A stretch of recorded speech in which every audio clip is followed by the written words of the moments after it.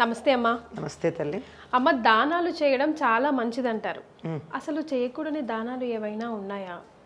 అవి ఏంటి? దానాలు ఎందుకు మంచిది? ముకుందా జ్యువెలర్స్ తెలంగాణలో మొట్టమొదటి ఫ్యాక్టరీ అవుట్లెట్ మన కొత్తపేటలో ఫిబ్రవరి 14న గొప్ప శుభారంభం.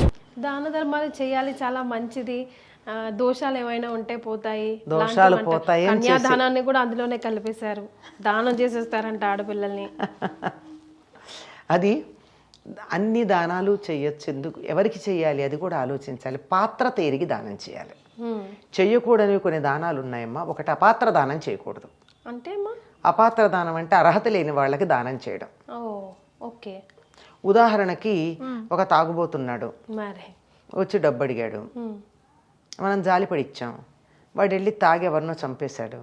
తాగడానికి మనం ఇచ్చిన డబ్బులు కారణం. అందువల్ల మనం చేసింది అపాత్ర దానం. కరెక్ట్. అపాత్ర దానం చేయకూడదు. మనం గమనించినట్టయితే, మా అమ్మాయి పరీక్ష ఫీజు, మన టికెట్ పోయిందండి, నేను వస్తూ ఉంటే పర్సు పోయింది, అమ్మాయికి ఫీజు కట్టాలి, ఎట్లా పర్సు పోయింది, టికెట్ ఊరు వెళ్ళడానికి డబ్బు కూడా లేదు అని అడుగుతాడు. 50 100 ఇస్తాం ఇక్కడ. మళ్ళీ కొంచెం దూరం పోయాక మర్నాడు మళ్ళీ ఇదే కారణం చెప్పి అడుగుతాడు. ఇంకో రోజు ఇంకో ప్లేస్లో ఇదే కారణం చెప్పి అడుగుతాడు. అట్లాంటి వాళ్ళకి దానం చేయొచ్చా? చేయకూడదు. అస్సలు చేయకూడదు కదా. కనుక దానం అన్నది అవతల వ్యక్తిని తెలుసుకుని చెయ్యాలి. మనం ఇచ్చింది వాళ్ళకి ఉపయోగపడుతుందంటే చెయ్యాలి.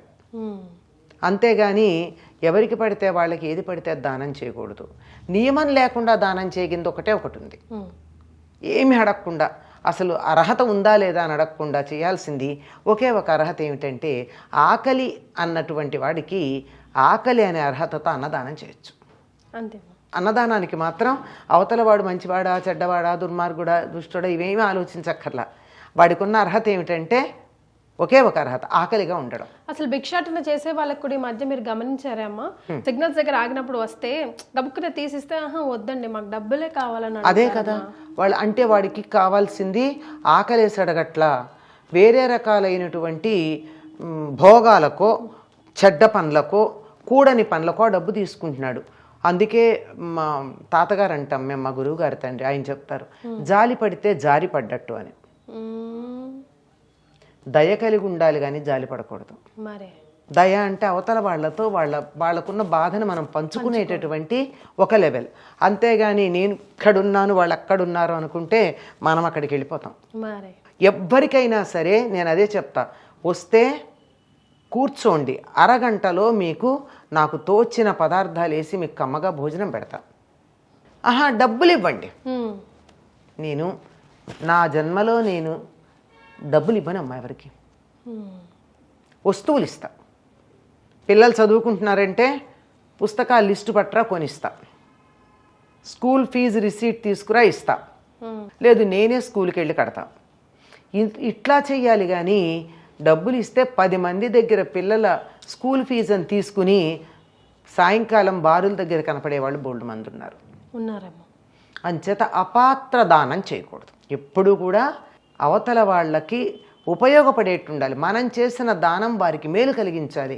మనం చేసినటువంటి దానం వల్ల వాళ్ళు అధపాతాళానికి వెళ్ళకూడదు. వాళ్ళు చేసే చెడ్డ పనులకు మనం సహాయం చేయకూడదు. ఒకే ఒక్కదానికి ఏమీ ఆలోచించకుండా చేయవలసింది అన్నదానం మాత్రమే. మిగిలింది ఏమీ చేయడానికి వీల్లేదు. ఇంకొక దానం కూడా ఉందమ్మా చేయకూడదు. వాగ్దానం. వాగ్దానాలు చేస్తే చాలా కష్టం. నిలబెట్టుకునేటటువంటి సత్తా లేనప్పుడు వాగ్దానం చేయకూడదు.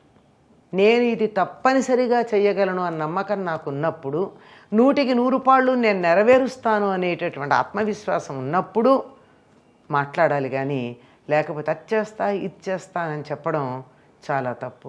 అలా వాగ్దానం చేస్తే ఇబ్బంది పడిన సందర్భాలు మనకి రామాయణంలో 2 కనపడతాయి. ఏదమ్మా ఒకటి చెప్పండి. ఒకటి దశరథుడు విశ్వామిత్రుడు రాగానే మీలాంటి వాళ్ళు వచ్చారు, మీరు ఏదడిగినా ఇచ్చేస్తానన్నాడు. రాముడిని పంపించమన్నాడు. ఇబ్బంది పడ్డాడు. కానీ చివరికి వశిష్ఠుడు చెప్పడంతో పంపించాడు అనుకోండి. తొందరపడి మాట ఇవ్వకూడదు. అలాగే కైకకి 2 వరాలు ఇస్తానన్నాడు. ఆ వరాలు ఇవాళ అడిగింది ఆవిడ తీర్చమని అడిగితే తీరుస్తానన్నాడు. ఏమిటో ఆయన వాగ్దానం చేశాక, తీరుస్తాన్ని వాగ్దానం చేశాక విషయాలు బయటపెట్టింది. రాముడి వనవాసం, భరతుడి పట్టాభిషేకం.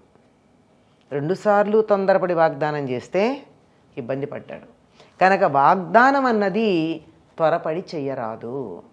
అది కూడా ఎప్పుడు ఆనందంగా ఉన్నప్పుడు అసలు చేయకూడదు. మరి కామ్ అండ్ క్వైట్గా ఉన్నప్పుడు నాకు ఇది ఉంది, నేను ఇవ్వగలను, ఇస్తే అవతల వాళ్ళకు ఉపయోగపడుతుంది అని అనుకున్నప్పుడు నేను ఇస్తాను అని చెప్పచ్చు. కానీ ఆవేశంలో చెప్పకూడదు.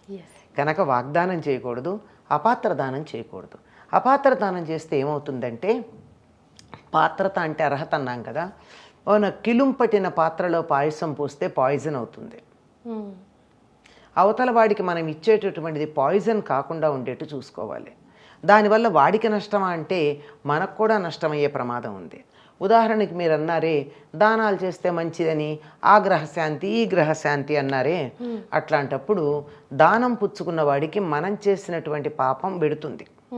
మరి ఏంటండి, పాపాలు ఇవ్వడం తప్పు కదా. కానీ ఆ పుచ్చుకునేవాడు ఎవరై ఉండాలి? గాయత్రి మంత్రం చేసి ఆ పాపాన్ని క్షయం చేసుకునే అర్హత ఉన్నవాడై ఉండాలి. ఇది చెయ్యడం వల్ల నేను ఈ దానం తీసుకున్నాను, ఏదో గురుదోషం ఉంది, శనగల దానం తీసుకున్నా, ఆ గాయత్రి చేసి ఏదో ఇన్ని లక్షలు ఉంటాయి, నాకు లెక్క తెలియదు, కానీ దీనికి సంబంధించినటువంటి పాపం వస్తే తనది కాదు కదా, అంటుకోదు తొందరగా, అంచేత దులపచ్చు. అలా దులిపేయడానికి వీలుగా సహస్ర గాయత్రి చెయ్యాలి. చేస్తేనే మళ్ళీ రేపు ఇంకోసారి దానం పుచ్చుకోవడానికి అర్హత ఉంటుంది. అంటే పాత్ర క్లీన్ చేసుకుని వెళ్ళాడు పుచ్చుకోవడానికి, లేకపోతే నేనంటే టీ తాగిన మరకలు అందులోనే ఉంటాయి. అవును, అంతే. చాలా మంది ఈ మధ్య తీసుకోవట్లేదు కూడా, మళ్ళీ నాకు గాయత్రి చేసే టైం లేదమ్మా. అదండి, అందుకని అలాగా గాయత్రి చేసేటటువంటి వాళ్ళకే అంటే మళ్ళీ ఏమిటండి బ్రాహ్మణులు గాయత్రి ఇలా మీరు చాదస్తంగా చెప్తున్నారు అని అనుకోవచ్చు. దానం ఇస్తే పాపం పోతుందని అది చాదస్తం కాదా? అది చాదస్తమైన వాళ్ళు దీని గురించి మాట్లాడడానికి వీల్లేదు. అప్పుడు నేను దానం ఇస్తే నాకున్న పాపం పోతుంది అనుకున్నవాడు గాయత్రి చేసేవాడికే ఇస్తాను అని అన్నప్పుడు నోరెత్తడానికి వీల్లేదు. నీకు ఇది జరుగుతోంది అని తెలిసి నువ్వే చేసుకో, వాడికి దానం ఇచ్చి పోగొట్టుకోవడం దేనికి కదా. ఇలాంటి కాంప్లికేషన్స్ ఉంటాయి. కొంచెం బుర్ర పెట్టి ఆలోచిస్తే ఎవ్వరికన్నా సత్యం తెలుస్తుందమ్మా. కానీ నే పట్టిన కుందేటికి 3 కాళ్ళు అనుకునే వాళ్ళు ఇలాంటి వ్యాఖ్యానాలు చేస్తారు. అందుకని అర్హత కలిగిన వాడికే దానం చేయాలి. పాపాలు పోవాలనుకుంటే లేదు, నా దగ్గర ధనం అధికంగా ఉంది, ఎదుటి వాళ్ళకి కొంచెం తక్కువగా ఉంది, వాళ్ళకి ఇద్దాము అని అనుకుంటే అలాంటప్పుడు కూడా దాన్ని సద్వినియోగం చేసుకుంటారన్న వాళ్ళకి ఇవ్వాలి. పోనీ విద్యాదానం చేయొచ్చా? అన్ని దానాల్లోకి ఉత్తమ దానం అంటే విద్యాదానం చేస్తే ఆ నాలెడ్జ్ పెట్టుకునే సమాజానికి హాని చేసేవాళ్ళు ఎంతమంది లేరు? ఇప్పుడు ప్రస్తుతం టెక్నాలజీ నేర్చుకుని సెల్ ఫోన్లతో అవతల వాళ్ళు హ్యాకింగ్ అది చేసి ఎంత ఇబ్బంది, అది కూడా నాలెడ్జ్ ఉండే. కనుక ముందు ఏ చదువు నేర్పాలన్నా, ఏ విద్య నేర్పాలన్నా మనిషిలో క్యారెక్టర్ ఎట్లా ఉందో చూసి నేర్పాలి. విద్యాదానం చేయాలన్నా క్యారెక్టర్ అనేటటువంటిది దాన్ని మంచికే ఉపయోగిస్తాడు, చెడుకు ఉపయోగించడు అనేటటువంటి ఒక నమ్మకం కావాలి. ఆకలిస్తోంది పెట్టమ్మ డబ్బు ఇవ్వమని అడిగినటువంటి వాడు కూడా అన్నమే తింటాడు, తాగడు అనే నమ్మకం మనకు ఉండాలి. అంచేత అపాత్ర దానం చేయకూడదు, వాగ్దానం చేయకూడదు. చాలా సింపుల్గా ఆలోచింపజేసే విధంగా చెప్పారమ్మా. చాలా సంతోషం, ధన్యవాదాలు.